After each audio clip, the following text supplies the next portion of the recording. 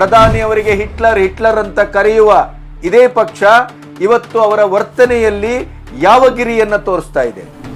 ದೇಶವನ್ನ ಅಭಿವೃದ್ಧಿ ಮಾಡುವುದಕ್ಕೆ ವಿರೋಧ, ದೇಶವನ್ನ ಕಟ್ಟುವುದಕ್ಕೆ ವಿರೋಧ, ದೇಶದ ನುಸುಳುಕೋರರನ್ನೆಲ್ಲ ಜಾಲಾಡಿ ಅವರನ್ನು ಹೊರಗಡೆ ಹಾಕಿ ದೇಶವನ್ನ ಸುಭಿಕ್ಷಗೊಳಿಸಲಿಕ್ಕೆ ವಿರೋಧ.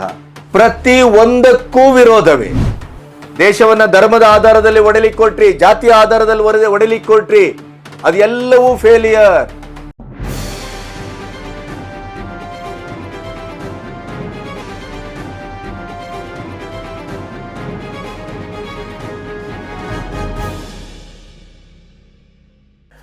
ನಮಸ್ತೆ, ಬಿ ಗಣಪತಿ ನ್ಯೂಸ್ ಚಾನೆಲ್ಗೆ ಸ್ವಾಗತ. ಕೊನೆಗೂ ಈ ದಿನವೂ ಭಾರತಕ್ಕೆ ಬಂದೀತು ಅನ್ನುವಂಥ ಒಂದು ನಿರೀಕ್ಷೆಯನ್ನ 140 ಕೋಟಿ ಜನರು ಕೂಡ ಮಾಡಿರಲಿಕ್ಕಿಲ್ಲ. ಹತಾಶೆಗೂ ಸೋಲಿನ ವಿಭ್ರತಿಗೂ ಒಂದು ಮಿತಿ ಇದೆ. ರಾಜಕಾರಣದಲ್ಲಿ ವಿರೋಧವನ್ನು ವ್ಯಕ್ತಪಡಿಸುವುದು ಕೂಡ ಪ್ರಜಾತಂತ್ರದ ಬಹಳ ದೊಡ್ಡ ಮೌಲ್ಯ. ಎಲ್ಲವನ್ನು ಒಪ್ಕೋಬೇಕು ಅಂತಿಲ್ಲ. ಆಡಳಿತ ಪಕ್ಷ ಮಾಡಿದ್ದೆಲ್ಲವೂ ಸರಿ ಅಂತ ವಿರೋಧ ಪಕ್ಷ ಅದನ್ನ ತಲೆ ತಗ್ಗಿಸಿ ಗೋಣ ಹಾಕಿ ನಡ್ಕೋಬೇಕು ಅಂತಿಲ್ಲ, ಕರ್ನಾಟಕದ ಬಿಜೆಪಿ ತರ. ಆದರೆ ವಿರೋಧಕ್ಕೂ ಒಂದು ಇತಿ ಇದೆ, ಮಿತಿ ಇದೆ. ಅದಕ್ಕೆ ಅದರದೇ ಆದಂಥ ಒಂದು ಸಾಂವಿಧಾನಿಕ ಚೌಕಟ್ಟಿದೆ. ಆದರೆ ಇವತ್ತಿನ ದಿನಗಳಲ್ಲಿ ವಿರೋಧಕ್ಕಾಗಿ ವಿರೋಧ, ಸೋಲಿಸಲು ಸಾಧ್ಯವಿಲ್ಲದಿದ್ದರೆ ಸಾಯಿಸ್ತೀವಿ ಅನ್ನುವಂಥ ಒಂದು ಬೆದರಿಕೆ ಹಾಕುವ ಮಟ್ಟಕ್ಕೆ ವಿರೋಧ ಪಕ್ಷ ಬರ್ತದೆ ಅಂತ ಆದರೆ, ಹಾಗಾದರೆ ನಿಮಗೆ ಪ್ರಜಾಪ್ರಭುತ್ವ ಯಾಕೆ ಬೇಕು? ಸಂವಿಧಾನ ಯಾಕೆ ಬೇಕು? ಪ್ರಜಾತಂತ್ರ ಯಾಕೆ ಬೇಕು? ಎಲೆಕ್ಷನ್ ಯಾಕೆ ಬೇಕು? SIR ವಿರೋಧಿಸ್ತೀರಿ, ಮತಚೋರಿ ಅಂತೀರಿ. ಎಲೆಕ್ಷನ್ ಕಮಿಷನ್ನು ಸಾಂವಿಧಾನಿಕವಾಗಿ ನಿರೂಪಗೊಂಡದ್ದು, ಅದು ನಿಮ್ಮ ಎಲ್ಲ ಪ್ರಶ್ನೆಗಳಿಗೆ ನಾವು ಉತ್ತರಿಸ್ತೇವೆ ಅಂತ ಅತ್ಯಂತ ಸಮರ್ಥವಾಗಿ ನಿಮಗೆ ಆಹ್ವಾನ ಕೊಟ್ಟಾಗಲೂ ಕೂಡ ಅದನ್ನ ನೀವು ಒಪ್ಪುವುದಿಲ್ಲ. ಅದರ ಜೊತೆಗೆ ಸುಪ್ರೀಂ ಕೋರ್ಟ್ ಇದೆ, ಅದರ ತೀರ್ಪನ್ನೂ ನೀವು ಒಪ್ಪುತ್ತಾ ಇಲ್ಲ. ನಿಮ್ಮ ತಾಳಕ್ಕೆ ತಕ್ಕಾಗಿ ಕುಣಿಯದಿದ್ದರೆ ಯಾರೂ ನಿಮಗೆ ಪರ ಅಲ್ಲ, ಎಲ್ಲವೂ ವಿರೋಧವೇ. ಈ ರೀತಿಯ ಒಂದು ವಾತಾವರಣವನ್ನ ಭಾರತ ಇವತ್ತು ನೋಡ್ತಾ ಇದೆ. ಕಾಂಗ್ರೆಸ್ಸಿನ ನಿನ್ನೆ ನಡೆದಂತ ರ್ಯಾಲಿಯಲ್ಲಿ ಮೋದಿಯವರೇ ನಿಮ್ಮ ಸಮಾಧಿಯನ್ನ ತೋಡ್ತೇವೆ, ನಿಮ್ಮ ಸಮಾಧಿಯನ್ನ ಕಟ್ತೇವೆ, ಇಂದಲ್ಲ ನಾಳೆ. ಈ ರ್ಯಾಲಿ ಕಾಂಗ್ರೆಸ್ಸಿನ ರಾಹುಲ್ ಗಾಂಧಿ, ಸೋನಿಯಾ ಗಾಂಧಿ ಅವರ ನೇತೃತ್ವದಲ್ಲಿ ನಡೆದದ್ದು ನಿನ್ನೆ ದಿಲ್ಲಿಯಲ್ಲಿ. ಅಲ್ಲಿ ಸರ್ಜೇವಾಲಾ, ಖೇರ್ ಎಲ್ಲ ಕಾಂಗ್ರೆಸ್ಸಿನ ಮಹಾನಾಯಕರು ಇದ್ರು. ಆ ಘೋಷಣೆ ಕೂಗುವ ಹೊತ್ತಿಗೆ ಆ ಎಲ್ಲ ನಾಯಕರು ಇದ್ರು. ಆದರೆ ಯಾರೂ ಅದರ ಬಗ್ಗೆ ಒಂದೇ ಒಂದು ತುಟಿ ಪಿಟಕ್ ಅನ್ನಲಿಲ್ಲ, ವಿರೋಧವನ್ನು ವ್ಯಕ್ತಪಡಿಸಿಲ್ಲ. ಈ ದೇಶದ 140 ಕೋಟಿ ಜನರ ಪ್ರಾತಿನಿಧಿಕವಾಗಿ ಮೋದಿ ಪ್ರಧಾನಿ ಆದದ್ದು ಯಾರೋ ಒಬ್ಬರ ಕೃಪೆ ಕಟಾಕ್ಷದಿಂದಲ್ಲ, ಅದು ಸಾಂವಿಧಾನಿಕವಾಗಿ ನಡೆದಂತ ಚುನಾವಣೆಯ ಫಲಿತಾಂಶ. ಅದು ಪ್ರಜಾತಂತ್ರದ ಶೋಭೆ. ಅದು ಮೋದಿ ಅಂತಲ್ಲ, ಅಥವಾ ಸಿದ್ದರಾಮಯ್ಯನವರು ಮುಖ್ಯಮಂತ್ರಿಯಾಗಿ ಇಲ್ಲಿ ಕೂತಿದ್ದಾರೆ ಅಂತಲ್ಲ, ಅಥವಾ ಕಾಂಗ್ರೆಸ್ಸಿನ ನಾಳೆ ಮುಖ್ಯಮಂತ್ರಿಯೋ ಮೋದಿ ಅವರಾಗಿ ಪ್ರಧಾನಿಯೋ ಆದರೂ ಅಂತಲ್ಲ. ವ್ಯಕ್ತಿ ಯಾರೇ ಆದರೂ ಕೂಡ ಅವರನ್ನ ಸಾಯಿಸುವ, ಕೊಲ್ಲುವ, ಸಮಾಧಿ ಮಾಡ್ತೇವೆ ಅಂತ ಹೇಳುವ ಮಾತಿದೆಯಲ್ಲ, ಅದು ಅಸಂವಿಧಾನಿಕ ಅಷ್ಟೇ ಅಲ್ಲ, ಅದು ಅಕ್ಷಮ್ಯ ಅಪರಾಧ ಮತ್ತು ಅಮಾನುಷ. ಇದರ ಬಗ್ಗೆ ಇವತ್ತು ಇಡೀ ಸಂಸತ್ತಿನಲ್ಲಿ ಬಿಜೆಪಿ ಮುಗಿಬಿದ್ದಿತು. ಸ್ವತಃ ದೇವೇಗೌಡರು ಅದ್ಭುತವಾಗಿ ಇದನ್ನು ವಿರೋಧಿಸಿದ್ರು. ಕಿರಣ್ ರಿಜಿಜು ಸಾಕ್ಷ್ಯ ಸಮೇತ ಇದನ್ನ ತರಾಟೆ ತೆಗೆದುಕೊಂಡ್ರು.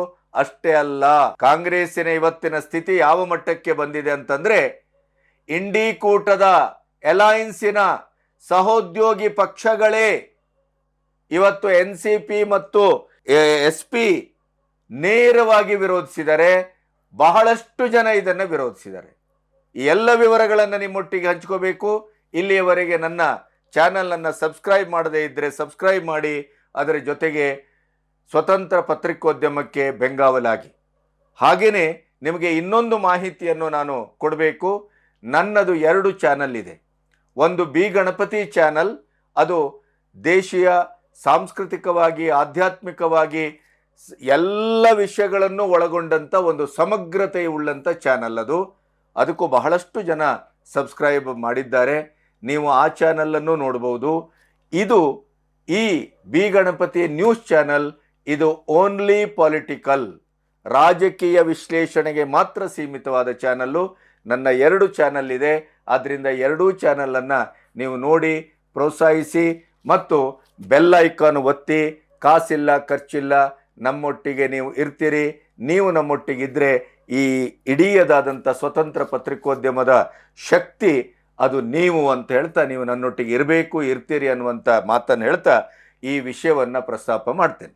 ನಿನ್ನೆ ಮತಚೋರಿ ಮತ್ತು SIR ಬಗ್ಗೆ ಈಗಾಗಲೇ ಸಂಸತ್ತಿನಲ್ಲಿ ಘನಘೋರವಾದ ಚರ್ಚೆ ನಡೀತಾ ಇದೆ. ಆ ಚರ್ಚೆಯ ಮೂಲಕ ಸುಳ್ಳು ಯಾವುದು, ಸತ್ಯ ಯಾವುದು ಅನ್ನೋದನ್ನು ಆಡಳಿತ ಪಕ್ಷ ಮತ್ತು ವಿರೋಧ ಪಕ್ಷದ ಮಥನದ ಮೂಲಕ ನಮಗೆ ಅರ್ಥ ಆಗ್ತಾ ಇದೆ. ಈ ಮತಚೋರಿಯ ವಿಷಯದಲ್ಲಿ ಒಂದೇ ಒಂದು ಅಂಶವನ್ನು ನಿಮ್ಮೊಟ್ಟಿಗೆ ಹಂಚ್ಕೋಬೇಕು ಅಂತಾದರೆ, ಮತಚೋರಿಯ ವಿಷಯದಲ್ಲಿ ಕಾಂಗ್ರೆಸ್ಸಿನಲ್ಲೇ ವಿರೋಧ ಇದೆ. ಈಗ ಕಾಂಗ್ರೆಸ್ಸಿನ ಹಿರಿಯ ನಾಯಕರು, ಮಾಜಿ ಸಚಿವರು ಆದಂಥ ಅಶ್ವಿನ್ ಕುಮಾರ್ ಅವರು ಹೇಳಿದರು, ನಾವು ನಿರಂತರವಾಗಿ ಸೋಲ್ತಾ ಇದ್ದೇವೆ ಅನ್ನೋದಕ್ಕಾಗಿ EVM ಅನ್ನೋ ಅಥವಾ ವೋಟ್ ಚೋರಿ ಅಂತಲನೋ ನಾವು ಈ ರೀತಿಯ ಒಂದು ಬೊಬ್ಬೆಯನ್ನು ಹಾಕ್ತಾ ಅರ್ಥವಿಲ್ಲದ ಪ್ರಲಾಪ ಮಾಡೋದ್ರಲ್ಲಿ ಯಾವುದೇ ಒಂದು ಹುರುಳಿಲ್ಲ. ಆತ್ಮಾವಲೋಕನ ಮಾಡಿಕೊಳ್ಳುವಂಥ ಒಂದು ಸಂಕ್ರಮಣದ ಸ್ಥಿತಿಯಲ್ಲಿ ನಾವು ನಿಂತಿದ್ದೇವೆ ಅನ್ನೋದನ್ನು ನಾವು ಅರ್ಥ ಮಾಡ್ಕೋಬೇಕು. ಕೇವಲ ಇಂಥ ಪ್ರಪಗಾಂಡದಿಂದ ನಾವು ಏನನ್ನೂ ಸಾಧಿಸಲಾರೆವು ಅಂತ ಅವರು ಅಶ್ವಿನ್ ಕುಮಾರ್ ಅವರೇ ಹೇಳಿದ್ದು ಇವತ್ತು ಬಹಳ ದೊಡ್ಡ ಚರ್ಚೆಗೆ ಕಾರಣವಾಗಿತ್ತು. ಅದರ ಜೊತೆಗೆ SIR ಬಗ್ಗೆ ಬಿಹಾರದಲ್ಲಿ 65 ಲಕ್ಷ ಮತದಾರರನ್ನು ಡಿಲೀಟ್ ಮಾಡಿದಂಥ ಚುನಾವಣಾ ಕಮಿಷನ್ನಿನ ನಿರ್ಧಾರದ ಬಗ್ಗೆ ರಾಹುಲ್ ಗಾಂಧಿ ಮತ್ತು ಕಾಂಗ್ರೆಸ್ಸು ತೀವ್ರವಾಗಿ ತರಾಟೆ ತೆಗೆದುಕೊಂಡಾಗ ಅಲ್ಲಿ ಕೂಡ ಇದನ್ನು ಅಮಿತ್ ಮಾಳವೀಯ ಒಂದು ಟ್ವೀಟ್ ಮಾಡುವ ಮೂಲಕ ಇದನ್ನು ಪ್ರಸ್ತಾಪ ಮಾಡಿದರು. ನೀವು ಅದನ್ನು ನೋಡಿದ್ದೀರಿ ಅಂತ ಅಂದ್ಕೊಳ್ತೇನೆ. ಕಾಂಗ್ರೆಸ್ ನಾಯಕರು ಒಂದು ಮಾತನ್ನು ಹೇಳಿದರು. ಬಹಳಷ್ಟು ಜನ SIR ಬಗ್ಗೆ ಬಿಹಾರದಲ್ಲಿ 65 ಲಕ್ಷ ಮತದಾರರ ವೋಟನ್ನು ಡಿಲೀಟ್ ಮಾಡಿದ್ದಾರೆ.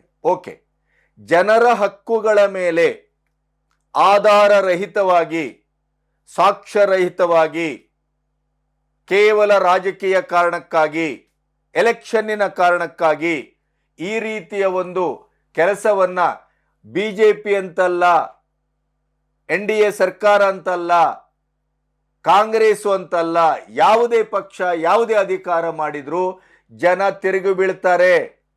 ಜನ ಅಷ್ಟು ದಡ್ರಲ್ಲ.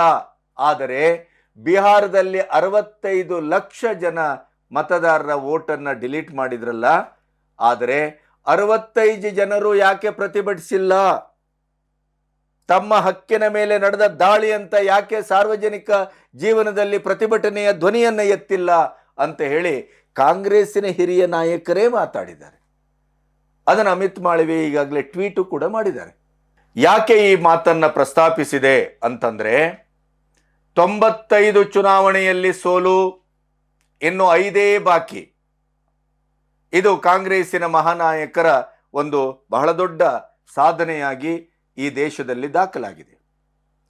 ಸೋಲು ಸೋಲು ಸೋಲು, ಯಾಕೆ ಸೋಲು ಬರ್ತಾ ಇದೆ ಅನ್ನೋದನ್ನು ನೀವು ಜನರ ಮಧ್ಯೆ ನಿಂತು ಆತ್ಮಾವಲೋಕನ ಮಾಡಿ ಕನ್ಸ್ಟ್ರಕ್ಟಿವ್ ಆಗಿ ನೀವು ಮುಂಬರುವ ಚುನಾವಣೆಗೆ ತಯಾರಿಯನ್ನು ನಡೆಸಬೇಕೆ ಹೊರತು, ನಾವು ಮೋದಿಯವರನ್ನು ಏನಕ್ಕೇನ ಕೆಳಗಿಳಿಸ್ತೇವೆ, ಏನಕ್ಕೇನ ಮೋದಿಯವರ ಕಾಲು ಹಿಡಿತೇವೆ, ಕಾಲು ಎಳೆದು ಕೆಳಗೆ ಹಾಕ್ತೇವೆ ಅನ್ನುವಂಥ ಈ ಸ್ಟ್ರೀಟ್ ಫೈಟ್ಗೆ ಇಳಿದರೆ ಏನಾಗತ್ತೆ ಅನ್ನೋದಕ್ಕೆ ಇವತ್ತಿನ ಕಾಂಗ್ರೆಸ್ಸಿನ ನಿರ್ಧಾರ ಮತ್ತು ಘೋಷಣೆ ಒಂದು ಜೀವಂತ ಸಾಕ್ಷಿ.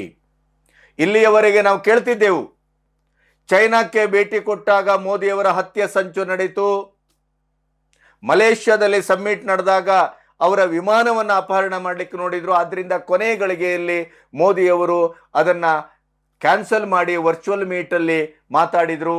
ಎಲ್ಲವನ್ನ ಕೇಳ್ತಾ ಇದ್ದೆವು. ಆದರೆ ದೇಶದ ಒಳಗಡೆನೆ ಪ್ರಧಾನಿ ಮೋದಿಯವರನ್ನ ಸಮಾಧಿ ಮಾಡುವ, ಮುಗಿಸುವ, ಸಾಯಿಸುವ ಸಂಚು ನಡೀತಾ ಇದೆಯೇ ಅನ್ನುವ ಪ್ರಶ್ನೆಗೆ ಈಗ ಬಹಳ ದೊಡ್ಡ ಸಾಕ್ಷ್ಯ ಸಿಕ್ಕಿದೆ.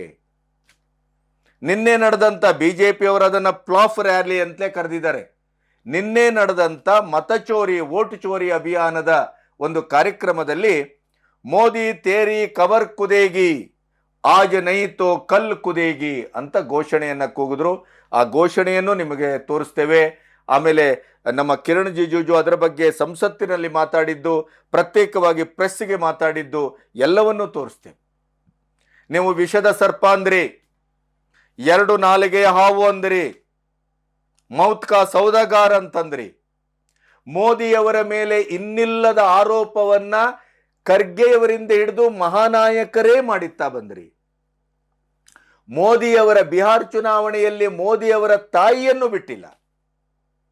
ಅಂದ್ರೆ ಒಬ್ಬ ಪ್ರಧಾನಿ ಅಂತಿಲ್ಲ, ಒಬ್ಬ ರಾಷ್ಟ್ರಪತಿ ಅಂತಿಲ್ಲ, ರಾಷ್ಟ್ರಪತಿ ಮುರ್ಮು ಅವರು.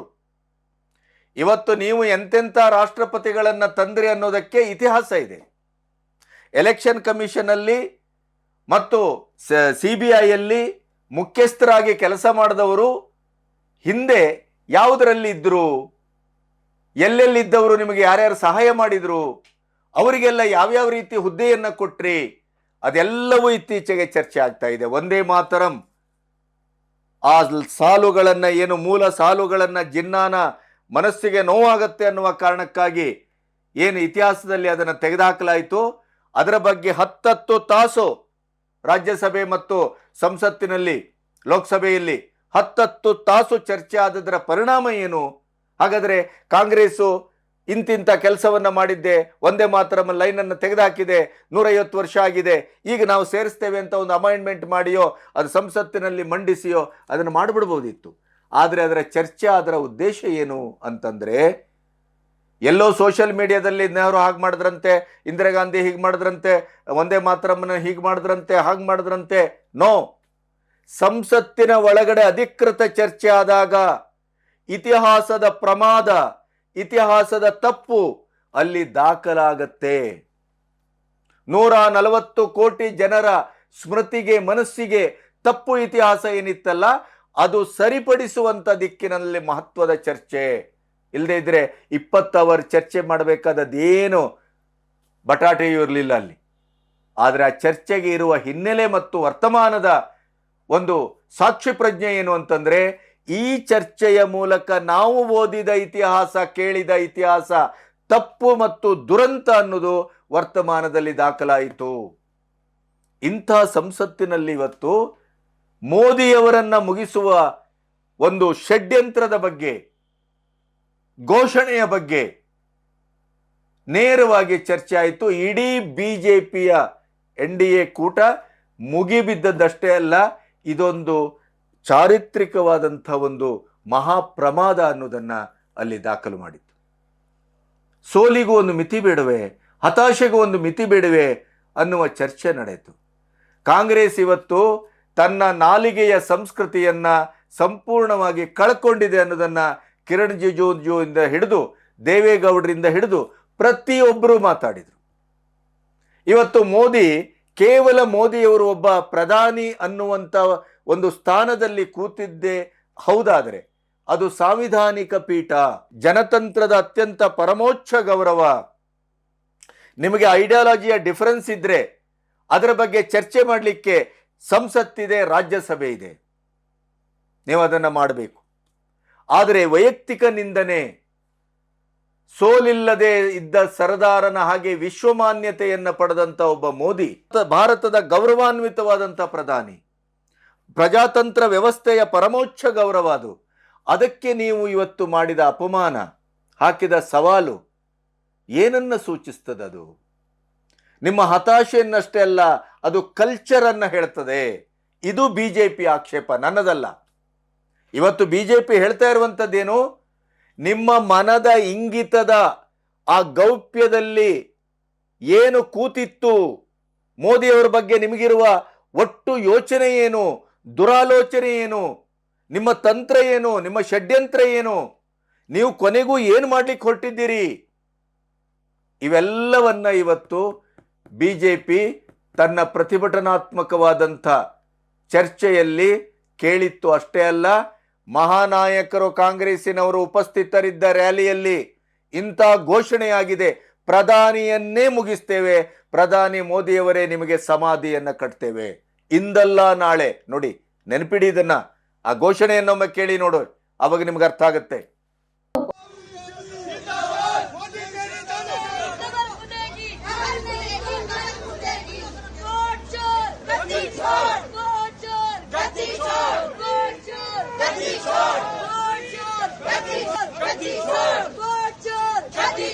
मोदी तेरी कमर खुदेगी, आज नहीं तो कल खुदेगी। मोदी तेरी कमर खुदेगी, आज नहीं तो कल खुदेगी। वोट चोर, वोट चोर, गद्दी चोर, वोट चोर, गद्दी चोर, वोट चोर, गद्दी चोर, वोट चोर, गद्दी चोर। ಕೇಳಿದ್ರಲ್ಲ, ಇಂದಲ್ಲ ನಾಳೆ ನಿಮಗೆ ಸಮಾಧಿಯನ್ನ ತೋಡ್ತೇವೆ. ಏನಿದ್ರ ಅರ್ಥ? ಎಂತ ಮಾತಿದು? ಕಾಂಗ್ರೆಸ್ಸಿಗೆ ಇಂಥ ಒಂದು ಹತಾಶೆಯ ಪರಮಾವಧಿಯ ಪ್ರಶ್ನೆ ಮತ್ತು ನೆಲೆ ಪ್ರಾಪ್ತವಾಗಿದೆಯೇ ಅಂತ ಇವತ್ತು ಬಿಜೆಪಿ ಪ್ರಶ್ನೆ ಮಾಡ್ತಾ ಇದೆ. हम लोग सब इस सदन का सदस्य है, अलग अलग पार्टी से। हम लोग एक दूसरे का विरोधी है, हम दुश्मन नहीं है। आप बात को सुनो, गंभीरता से सुनो बात को। हम लोग एक दूसरे के दुश्मन नहीं है, हम एक दूसरे के विरोधी हैं। 2014 में बीजेपी का एक एमपी ने एक गलत शब्द प्रयोग किया था विरोधियों के ऊपर। प्रधानमंत्री मोदी जी ने तुरंत अपना एमपी को माफी मांगने के लिए कहा और उन्होंने माफी मांगी, क्योंकि हम इस सदन में लोगों के द्वारा चुने हुए प्रतिनिधि के हिसाब से काम करते हैं। कल कांग्रेस के रैली में प्रधानमंत्री मोदी जी का कब्र खोदने के लिए बात कहा गया है। ये इस देश के लिए बहुत दुखद समय है कि कांग्रेस पार्टी ऐसा शब्दों का इस्तेमाल करते हैं और सारे कांग्रेस पार्टी पूरे का पूरे नेतृत्व उस रैली में मौजूद थे और प्रधानमंत्री मोदी जी का कब्र खोदने के लिए इन्होंने नारा लगाया। इस देश के लिए इससे शर्मनाक, इससे ज्यादा दुर्भाग्यपूर्ण कोई चीज नहीं हो सकता है। ಒಂದು ಸಾಂವಿಧಾನಿಕ ಹುದ್ದೆಯ ಬಗ್ಗೆ 78 ವರ್ಷಗಳಲ್ಲಿ ಪ್ರಥಮ ಪ್ರಧಾನಿ ನೆಹರೂನಿಂದ ಹಿಡಿದು 56 ವರ್ಷ ಆಳಿದ್ದೀರಿ. ನಿಮಗೆ ಒಂದು ಸಾಂವಿಧಾನಿಕ ಪೀಠಕ್ಕೆ, ವ್ಯಕ್ತಿಗೆ ಒಂದು ಗೌರವ ಕೊಡಬೇಕು, ಸಾತ್ವಿಕವಾದಂಥ ಒಂದು ನಡೆಯನ್ನ ಪ್ರದರ್ಶನ ಮಾಡಬೇಕು, ಮಾತಿಗೂ ಶಬ್ದ ಬಳಕೆಗೂ ಭಾಷೆ ಬಳಕೆಗೂ ಒಂದು ಸಂವಿಧಾನ ಪೀಠ ಅನ್ನುವಂಥ ಒಂದು ಕನಿಷ್ಠ ಮಟ್ಟದ ಪ್ರಜ್ಞೆ ಇಲ್ಲ ಅಂತ ಆದರೆ ಎಂಥ ದುರಂತ ಇದು, ಎಂಥ ಭಯಾನಕವಾದ ವಾತಾವರಣ ಇದು. ದೇಶದಲ್ಲಿ ಪ್ರಜಾಪ್ರತಂತ್ರ ವ್ಯವಸ್ಥೆ ಇದೆಯೋ, ಹಿಟ್ಲರ್ಗಿರಿ ಇದೆಯೋ, ಪ್ರಧಾನಿಯವರಿಗೆ ಹಿಟ್ಲರ್ ಅಂತ ಕರೆಯುವ ಇದೇ ಪಕ್ಷ ಇವತ್ತು ಅವರ ವರ್ತನೆಯಲ್ಲಿ ಯಾವ ಗಿರಿಯನ್ನ ತೋರಿಸ್ತಾ ಇದೆ? ಸಾವಿಗೆ ಆಹ್ವಾನ ಕೊಡ್ತೀರಿ, ಮುಗಿಸ್ತೇವೆ ಅನ್ನುವ ಪಂಥಾಹ್ವಾನವನ್ನು ಘೋಷಿಸ್ತೀರಿ. ಏನಿದು ಅನ್ನುವ ಪ್ರಶ್ನೆಯನ್ನ ಬಿಜೆಪಿ ಕೇಳ್ತಾ ಇದೆ.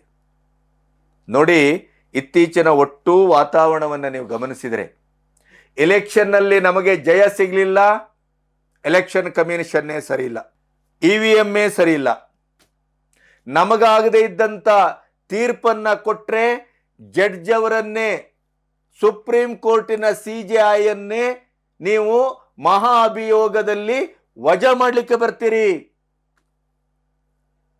ಏನು ಹೇಳಬೇಕಿದಕ್ಕೆ?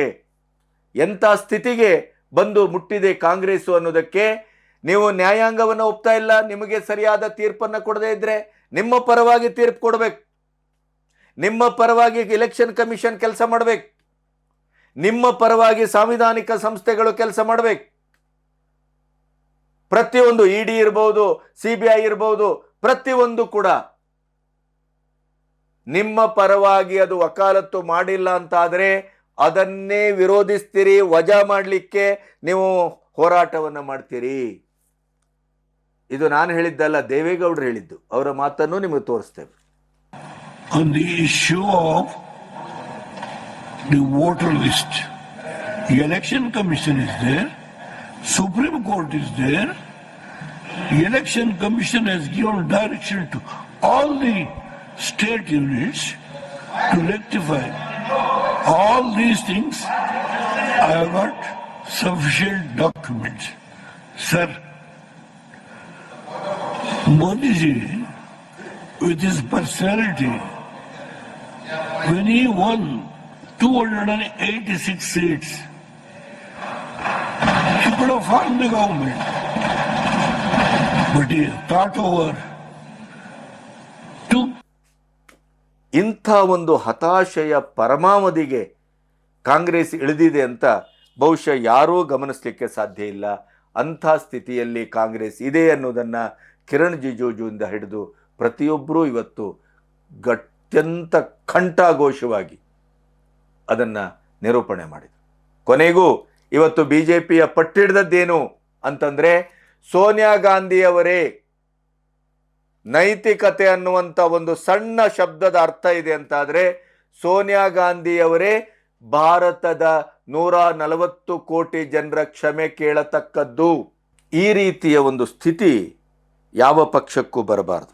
ದೇಶದಲ್ಲಿ ಚುನಾವಣೆ ಇರುವುದು ಅದು ಕನ್ಸ್ಟ್ರಕ್ಟಿವ್ ಆದಂಥ, ರಚನಾತ್ಮಕವಾದಂಥ, ಒಂದು ಸ್ಪರ್ಧಾತ್ಮಕವಾದಂಥ ವಿಷನರಿ ಇಟ್ಕೊಂಡು ನಾವು ಸಮಾಜಕ್ಕೆ, ದೇಶಕ್ಕೆ, ಜನರಿಗೆ ಏನನ್ನ ಮಾಡ್ತೇವೆ ಅನ್ನುವಂಥ. ನೀವು ಮೋದಿಯವರು ಈ ಥರ ಇದ್ದರೆ ನಮ್ಮದು ಈ ಥರ ಇದೆ, ಅವ್ರು 2032ರಲ್ಲಿ ಹೀಗೆ ಮಾಡ್ತೇನೆ ಅಂತಾರೆ, 2047ರಲ್ಲಿ ವಿಕಸಿತ ಭಾರತ ಅಂತಾರಲ್ಲ, ನಮಗೆ ಅಧಿಕಾರ ಕೊಡಿ, 5 ವರ್ಷ ಮೊದಲೇ ನಾವು ಮಾಡಿ ತೋರಿಸ್ತೇವೆ. ಈ ರೀತಿಯ ಸ್ಪರ್ಧಾತ್ಮಕವಾದಂಥ ಒಂದು ಚುನಾವಣೆ ನಡೆಯಬೇಕು. ಅದರ ಬದಲು ಮತಚೋರಿಯಂತೆ, ವೋಟ್ ಚೋರಿಯಂತೆ, SIR ವಿರುದ್ಧ. ಹಾಗಾದರೆ ಬೇರೆ ದೇಶದಿಂದ ಬಂದಂಥ ನುಸುಳುಕೋರರನ್ನೆಲ್ಲ ವೋಟು ಒತ್ತುವುದಕ್ಕೆ ತಾವು ಬಳಸ್ಕೊಳ್ಳಿಕ್ಕೆ ಅವರನ್ನು ಹಾಗೆ ಬಿಟ್ಟು ಬಿಡಬೇಕೇನು? ದೇಶದಲ್ಲಿ ಬಾಂಬಿಂಗ್ ಮಾಡುವವರು ಯಾರು? ದೇಶದಲ್ಲಿ ಸ್ಲೀಪರ್ ಸೆಲ್ಗಳು ಯಾರು? ದೇಶಕ್ಕೆ ದ್ರೋಹ ಮಾಡ್ತಾ ಇದ್ದವರು ಯಾರು? ಎಲ್ಲಿಂದ ಬರ್ತಾರೆ ಅವರು?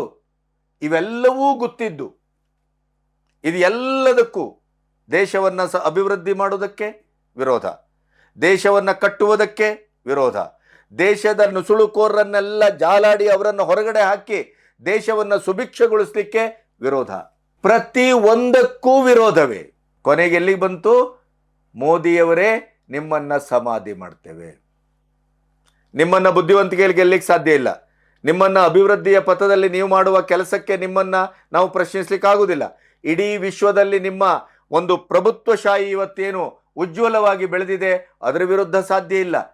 ದೇಶದ GDP, ದೇಶದ ಆರ್ಥಿಕತೆ, ದೇಶದ ಅಭಿವೃದ್ಧಿ, ದೇಶದ ಇಡೀದಾದಂಥ ಪುನರುತ್ಥಾನದ ಮಹಾಯಜ್ಞ ಪ್ರತಿ ಒಬ್ಬ ಪ್ರಜೆಗೆ ಇವತ್ತು ಗೊತ್ತಾಗ್ತಾ ಇದೆ. ದೇಶವನ್ನು ಧರ್ಮದ ಆಧಾರದಲ್ಲಿ ಒಡೆಲಿಕ್ಕೆ ಕೊಟ್ರಿ, ಜಾತಿಯ ಆಧಾರದಲ್ಲಿ ಒಡೆಲಿಕ್ಕೆ ಕೊಟ್ರಿ, ಅದೆಲ್ಲವೂ ಫೇಲಿಯರ್. ಇವತ್ತು 370 ಅಬ್ರಿಗೇಟ್ ಮಾಡಿದ ಮೇಲೆ ಕಾಶ್ಮೀರದಲ್ಲಿ ಸಂಪೂರ್ಣವಾಗಿ ಅಲ್ಲದೆ ಇದ್ರು ಪರ್ಸೆಂಟೇಜ್ ವೈಸ್ ಇವತ್ತು ಮೋದಿಯವರ ಪರವಾಗಿ ನಿಂತಿದ್ದಾರೆ. ಇದೇ ನೋಡಿ, ಇವತ್ತು ನೀವು ನಿನ್ನೆ ರ್ಯಾಲಿಯಲ್ಲಿ ಕಾಂಗ್ರೆಸ್ಸಿಗರು ಮೋದಿಯನ್ನ ಸಾಯಿಸ್ತೇವೆ, ಮೋದಿಯವರನ್ನ ಸಮಾಧಿ ಮಾಡ್ತೇವೆ ಅಂತ ಕೂಗಿದ ಘೋಷಣೆಗೆ NCP, SP ಇದು ಎರಡೂ ಪಕ್ಷಗಳು ತಮ್ಮ ಅಂತರವನ್ನ ಕಾಯ್ದುಕೊಂಡಿದ್ದಾವೆ. ಅಖಿಲೇಶ್ ಯಾದವ್ ಇದನ್ನ ಖಂಡಿತವಾಗಿ ಇದು ತಪ್ಪು, ಇದು ಕ್ಷಮೆಗೆ ಯೋಗ್ಯ, ಇಂಥ ಮಾತನ್ನ ಯಾರು ಆಡಕೂಡದು ಅಂತ ಅವರು ವಿರೋಧಿಸಿದ್ದಾರೆ. ಇನ್ನು ಒಮರ್ ಅಬ್ದುಲ್ಲಾ, ವೋಟ್ ಚೋರಿಗೂ SIRಗೂ ನಮಗೂ ಕಾಂಗ್ರೆಸ್ಸಿಗೂ ಯಾವ ಸಂಬಂಧವೂ ಇಲ್ಲ, ಅದು ಕಾಂಗ್ರೆಸ್ಸಿನ ಪ್ರಶ್ನೆ. ಅಲ್ಲಿಗೆ ಏನಾಯ್ತು?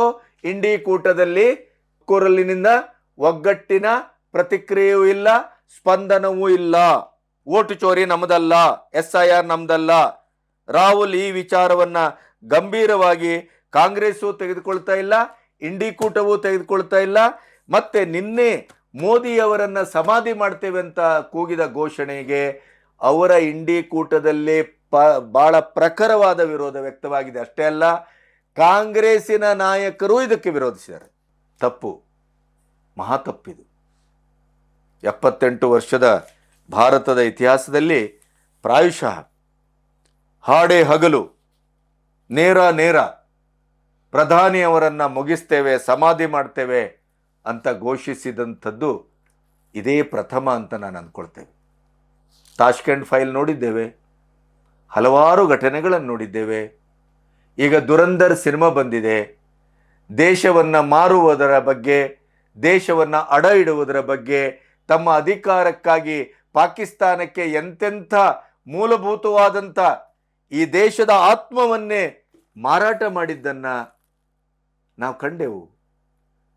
ಮೊನಟೈಸೇಷನ್ ಅನ್ನ ಮೋದಿಯವರು ಯಾಕೆ ಮಾಡಿದ್ರು ಅನ್ನೋದಕ್ಕೆ ದುರಂಧರ್ ಚಿತ್ರ ಸಾಕ್ಷ್ಯ ಸಮೇತ ಉತ್ತರ ಕೊಟ್ಟಿದೆ.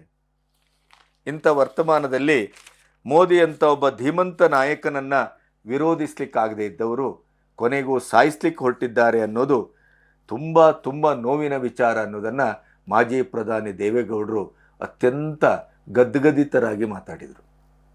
ಹಾಗೆಯೇ ಕಿರಣ್ ರಿಜಿಜು ಒಂದು ಮಾತು ಹೇಳಿದರು. ಕೊನೆಯಲ್ಲಿ ಅದನ್ನು ಹೇಳಿ ನನ್ನ ಮಾತನ್ನು ಮುಗಿಸ್ತೇನೆ. ನಿರಂಜನ್ ಜ್ಯೋತಿ 2014ರಲ್ಲಿ ವಿರೋಧ ಪಕ್ಷದ ನಾಯಕರ ಮೇಲೆ ಆಡಬಾರದ ಭಾಷೆಯನ್ನು ಬಳಸಿದರು.